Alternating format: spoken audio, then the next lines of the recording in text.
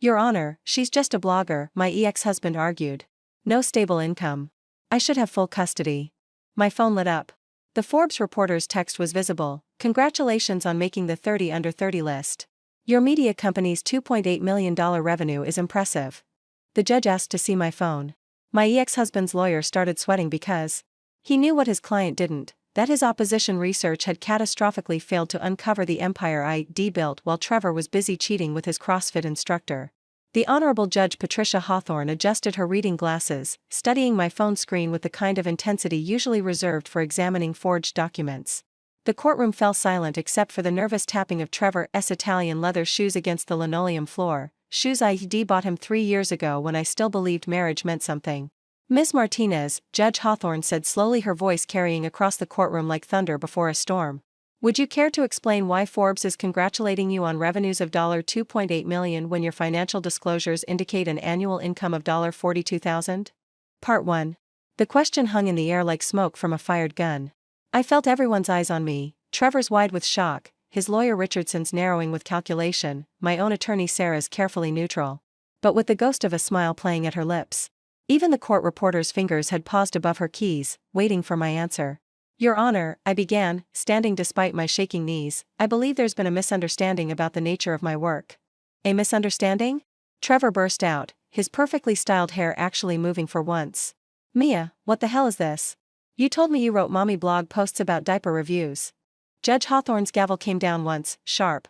Mr. Hartwell, you'll address the court, not your ex-wife. And you'll do so when asked. She turned back to me. Please continue, Ms. Martinez. I took a breath, tasting the recycled air of courtroom 3B, the place where my marriage was officially ending. And my secret was about to explode like a perfectly timed content release. Your Honor, I do run a blog. Several, actually. What started as Mia's Mommy Moments has grown into a digital media company called Lioness Media. We operate 12 different websites, a podcast network, and an educational platform for female entrepreneurs. That's impossible, Trevor muttered, loud enough for everyone to hear. She barely knew how to use Instagram when we met. Sarah stood smoothly. Your Honor, if I may? My client has been remarkably modest about her business achievements, even in our own meetings. However, given Mr. Hartwell's accusations about her fitness as a parent due to financial instability, perhaps it's time for full disclosure. Judge Hawthorne nodded. I'm inclined to agree. Ms. Martinez, I'm going to need a complete explanation. Start from the beginning. The beginning. How do you explain that your entire secret empire was built on spite, determination, and the crushing realization that the man you'd married viewed you as nothing more than a pretty accessory who'd gotten inconveniently pregnant? 5 years ago, I started, my voice growing stronger, I was a marketing manager at Patterson Tech. When I got pregnant with Emma, I planned to take standard maternity leave. But complications required bed rest for the last trimester. Trevor, Mr. Hartwell, suggested I quit to focus on the baby. I remembered that conversation perfectly. Trevor, fresh from his promotion to senior partner at his law firm, magnanimously offering to take care of everything while I focused on what really mattered. At the time, 8 months pregnant and exhausted, I'd been grateful. After Emma was born, I wanted to return to work. But between Trevor's schedule and his insistence that daycare would damage our daughter, it became clear that wasn't realistic. So I started a blog during her nap times. Just something to keep my mind active. Your Honor, Richardson interrupted, this is all very touching, but hardly relevant to, I'll determine relevance, Counselor. Judge Hawthorne cut him off. Continue, Ms. Martinez. The blog gained traction faster than I expected. Within 6 months, I had 50,000 monthly readers. Brands started reaching out for sponsored content. I was making enough to cover groceries, which felt like a victory. I smiled, remembering my first $500 check from a baby food company. Trevor had laughed, calling it cute that I had a little hobby. But I realized something. The mommy blog space was saturated, but there was a gap, content for mothers that treated them as whole people, not just caregivers.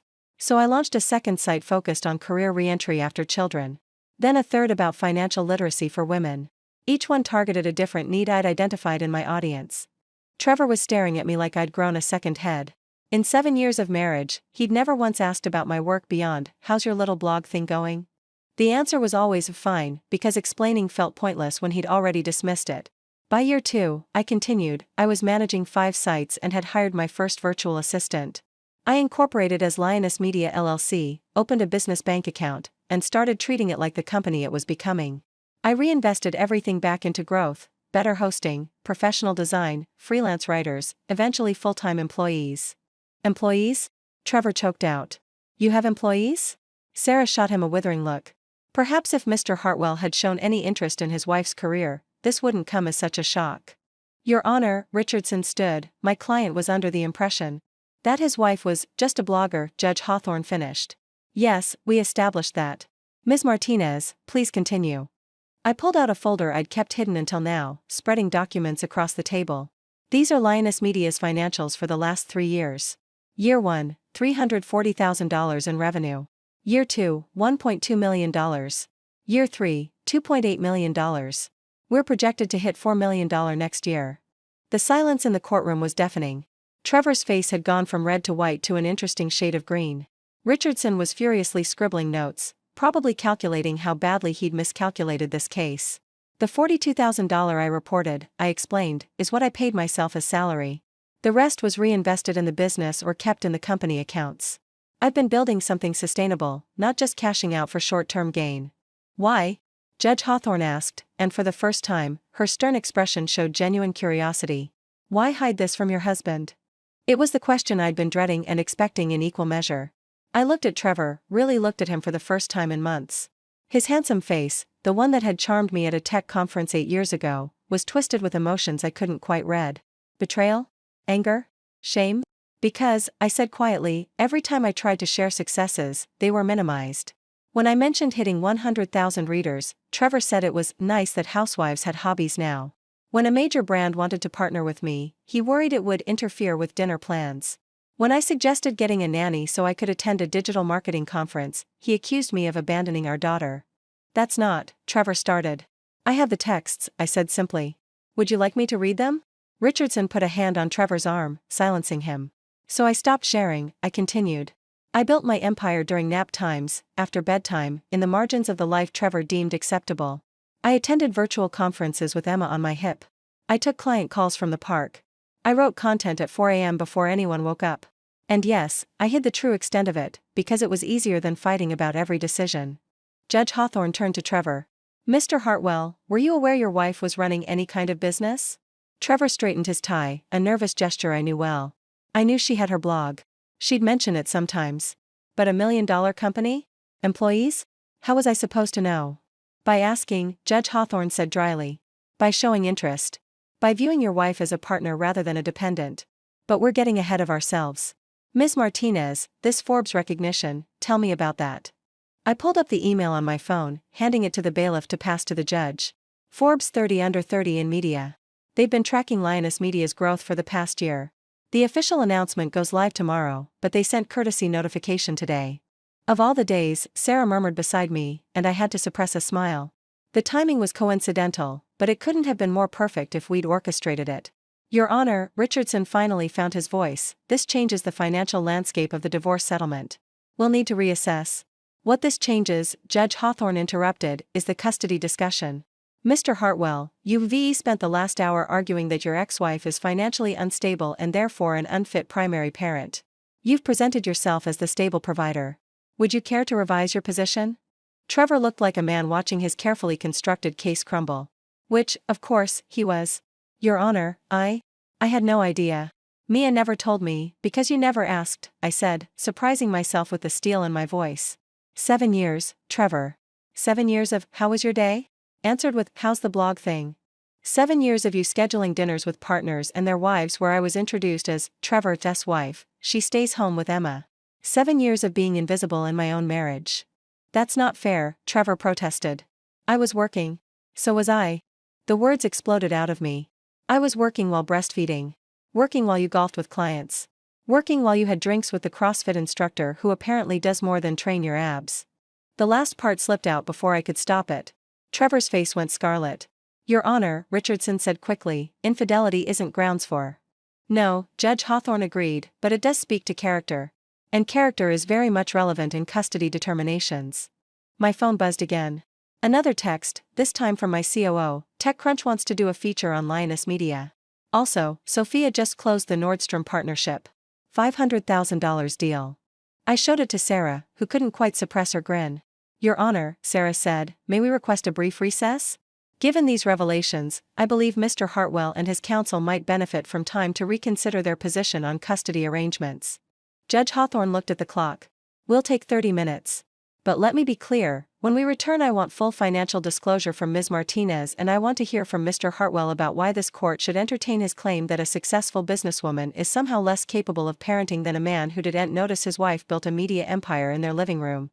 The gavel came down, and suddenly I could breathe again. As people filed out of the courtroom, Trevor remained frozen in his chair, staring at me like he'd never seen me before. "Mia," he said as I passed, "wait. Please." I stopped but didn't turn around. "Is it true?" he asked. "All of it? The employees, the revenue, Forbes?" Now I did turn, meeting his eyes. "Every word. But the saddest part, Trevor? The saddest part is that you have to ask." The courthouse bathroom was a refuge of ugly fluorescent lighting and industrial soap. I splashed cold water on my face, careful not to smudge the makeup I applied at 5 a.m. after finishing a conference call with our Sydney-based developer. My reflection looked back at me, 31 years old, shadows under my eyes from years of 18-hour days. But with a fire there that hadn't existed when I was Trevor's ornamental wife. The bathroom door opened, and Trevor's mother walked in. Because of course she did. "Hello, Victoria," I said, reaching for paper towels. Victoria Hartwell looked like she'd stepped out of a Connecticut yacht club, pearl necklace, burgundy suit, silver hair and a flawless chignon. She'd never quite approved of Trevor marrying a Latina girl from Phoenix, though she'd been too well-bred to say it outright. $2.8 million, she said without preamble. "Is that correct? The business revenue?" "Yes." She studied me in the mirror, her blue eyes sharp behind designer frames. "And Trevor had no idea?" "You'd have to ask Trevor what he did or didn't know." "Don't be coy, Mia. It doesn't suit you." She moved to the sink beside me, checking her lipstick. "Although apparently, quite a bit doesn't suit the woman we thought you were." "The woman you thought I was?" I corrected, the quiet wife who hosted dinner parties and made sure Trevor's shirts were pressed and never mentioned that she was negotiating six-figure deals while making your son's favorite pot roast. Victoria's laugh was unexpected. "Do you know what I did before I married Trevor's father?" I shook my head. "I was general counsel for Blackstone Industries. Youngest woman ever in that position. I negotiated million-dollar contracts and hostile takeovers. Then I met Richard, got pregnant with Trevor, and that was that. Different times." She snapped her purse shut. "I spent 30 years being Richard Hartwell's wife. By the time he died, I'd forgotten how to be anything else." "Victoria, you were smarter than me," she interrupted. "You kept building. Even if you had to hide it." She met my eyes in the mirror. "Trevor is my son, and I'll support him. But mother to mother? Don't let them diminish what you've built. Not in there, not anywhere." She left without another word, leaving me staring after her. In 7 years, it was the most honest conversation we'd ever had. My phone buzzed. Emma's school. My heart rate spiked, the universal parent panic at unexpected school calls. "Ms. Martinez? This is Principal Washington." "Nothing's wrong," she added quickly. "But Emma's been telling her classmates that her mommy is going to be in a magazine, and her teacher was concerned she might be embellishing." I almost laughed. "She's not embellishing. I'll be featured in Forbes magazine. Emma overheard me on a call this morning." "Oh." Principal Washington sounded delighted. "How wonderful. We'd love to have you speak at Career Day, if you're interested." "I'd be honored," I said, meaning it. "Thank you for checking in." After ending the call, I allowed myself a moment of pride. Emma knew. My brilliant, observant daughter had been watching me work, absorbing the lesson that mothers could be more than one thing. That was worth more than any Forbes listing. Sarah poked her head into the bathroom. "Ready? Richardson wants to discuss settlement terms before we go back in." "They're folding? Like a house of cards in a hurricane." Her grin was sharp. "Turns out Trevor's been less than honest about his own finances. That CrossFit instructor? She's been living in a condo he purchased 6 months ago." The news should have hurt. Instead, I felt only relief. While I'd been building an empire, Trevor had been building a double life. We were both liars, in our way. The difference was what we'd lied about. Richardson's conference room smelled like desperation and expensive cologne. Trevor sat at the far end of the table, his phone in pieces in front of him, a nervous habit from law school, disassembling and reassembling things when stressed. His lawyer looked like he'd aged 5 years in 30 minutes. "Ms. Martinez," Richardson began, "we'd like to propose a revised custody arrangement." "I'm listening." "Joint custody, with Emma's primary residence remaining with you. Mr. Hartwell would have Wednesday evenings and alternating weekends." "That's less than he has now," I pointed out. "Currently, our temporary arrangement gave Trevor every other week." "Mr. Hartwell's schedule is demanding," Richardson said carefully. He feels this arrangement would be more sustainable. I looked at Trevor. You're giving up time with Emma? He finally met my eyes. I'm being realistic. You've been her primary caregiver since birth. He paused, reassembling his phone with shaking fingers. I don't even know what she eats for breakfast. You made sure I never had to know. You never asked to know, I said quietly. There's a difference. Is there? His laugh was bitter. You hid an entire company from me, Mia. What else don't I know? What else about our life was fake? Our life was real, I said. Emma is real. The problem was you only saw the parts that fit your vision. Trophy wife, stay-at-home mom, supportive spouse. Anything outside that narrative was invisible to you. That's not, he stopped, running his hands through his hair. Maybe that's fair. But you could have told me. You could have made me see. Could I? When you laughed at my 100,000 readers? When you called my business calls chit-chat? When you told your partners I kept myself busy with little projects? I pulled out my phone, scrolling to screenshots I'd saved. December 15th, honey, can you skip your blog thing? The Henderson deal needs attention. March 3rd, why do you need to attend a marketing conference? It's not like you have a real job. June 22nd, if you spent less time on the computer and more time at the gym, you'd lose that baby weight. Each quote landed like a slap. Trevor's face went from red to white. I documented everything, I continued. Not for court, I never planned on this. But because I needed to remind myself I wasn't crazy. That my work mattered, even if my husband didn't think so. Your Honor, Richardson said weakly, we're prepared to agree to Ms. Martinez's original custody proposal. Primary physical custody with generous visitation for Mr. Hartwell. And child support? Sarah asked. Trevor's head snapped up. Child support? She makes more than, he stopped, the irony hitting him.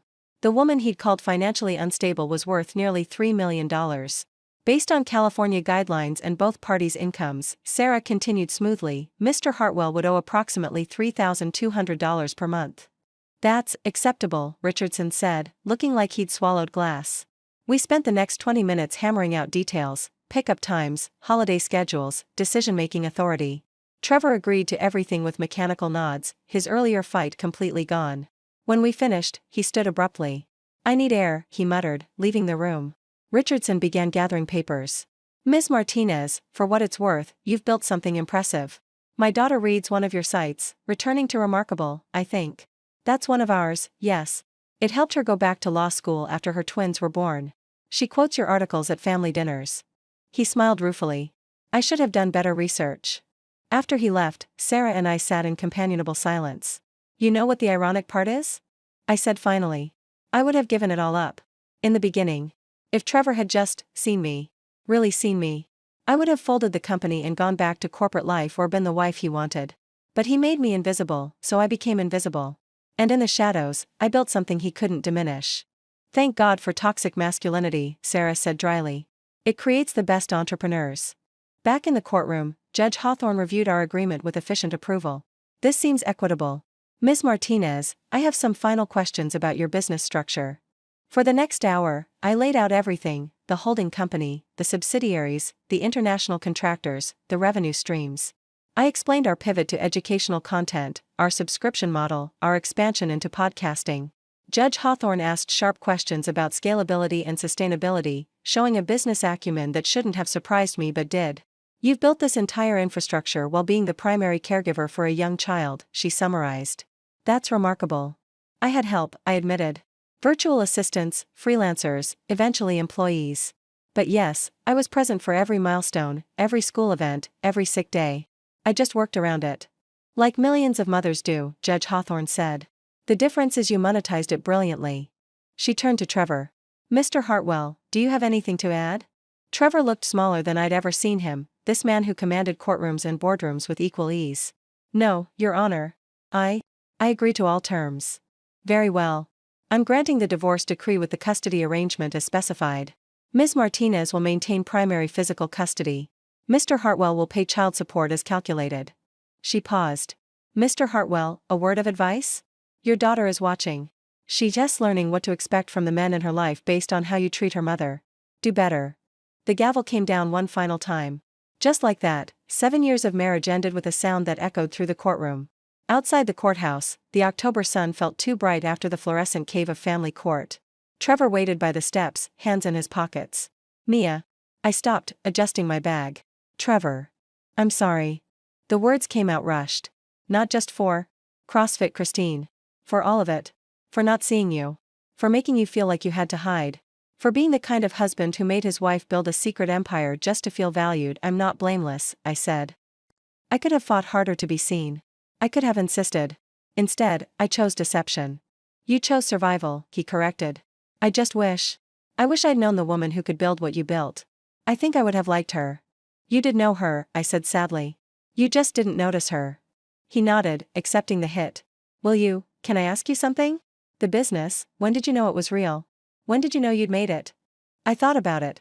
Last year. Emma had strep throat, and I had a major client presentation.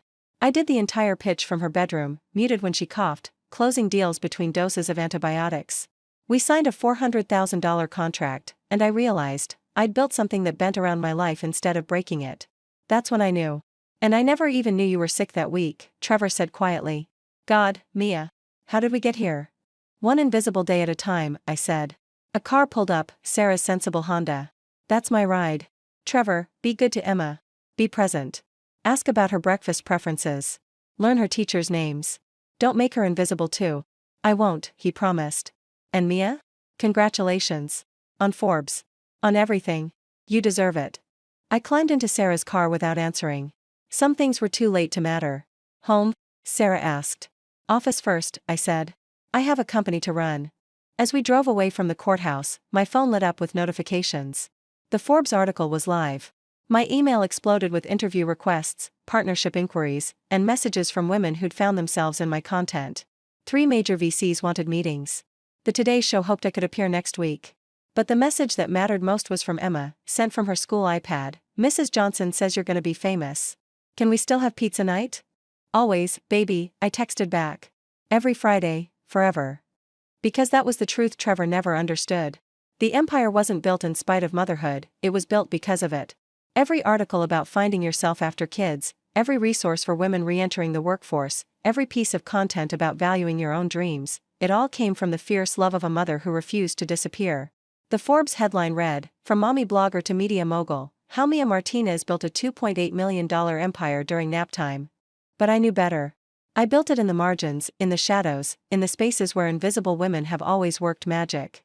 The only difference was, now the whole world could see. That evening, after Emma was asleep, I sat in my home office, the one Trevor had called Mia's craft room, and surveyed my empire. 12 websites generating passive income. 43 employees across 6 countries.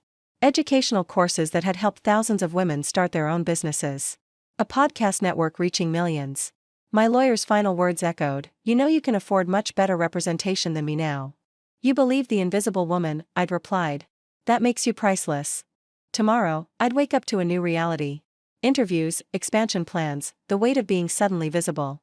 But tonight, I allowed myself this moment of quiet triumph. My phone buzzed. A DM on Instagram from an account I didn't recognize.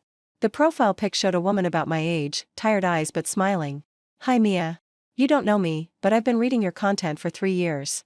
I just left my emotionally abusive husband. Started my own consulting firm. Signed my first client today. Thank you for showing me invisible doesn't mean powerless. Another invisible woman building her empire, I smiled, typing back, invisible women are everywhere. We're just getting started. Because that was the real fortune I'd built, not the millions in revenue or the Forbes recognition or the victory in court. It was the network of women who'd found themselves in my words, who'd learned that being unseen didn't mean being unworthy. Who'd discovered that sometimes the best revenge isn't being seen at all. It's becoming too powerful to ignore.